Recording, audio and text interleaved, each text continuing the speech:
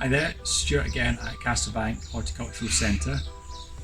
Just showing you a little bit here, which we've started landscaping, planting up recently, roundabout, is it doesn't matter if your garden's not in full sun, maybe it's shaded by tall trees or buildings.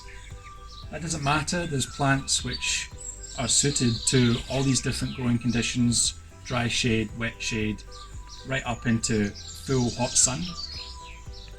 It's not all about flowers and colour. Think about texture, think about the colours and the shapes of leaves. This is a combination that I think works really well. Nice tall fern and a nice leafy hosta. That's brilliant for any shady corner in the garden. Almost zero maintenance. You don't need to do anything. They come back every year.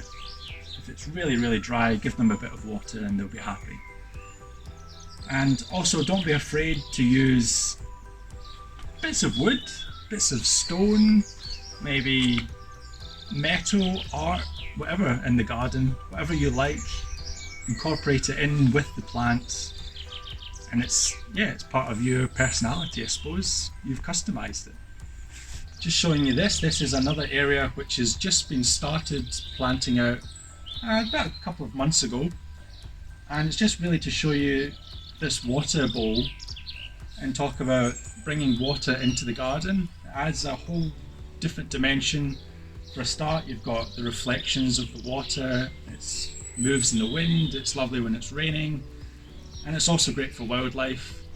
If you've got water, you're going to attract birds into the garden that are going to drink. If you add a nice wildlife pond, then you'll get things like tadpoles. You might even get a dragonfly or mayflies and stoneflies coming in. I think it works really well. Once the trees grow up a bit around here and a bit more leafy, they're all going to reflect into the water. It's going to look good.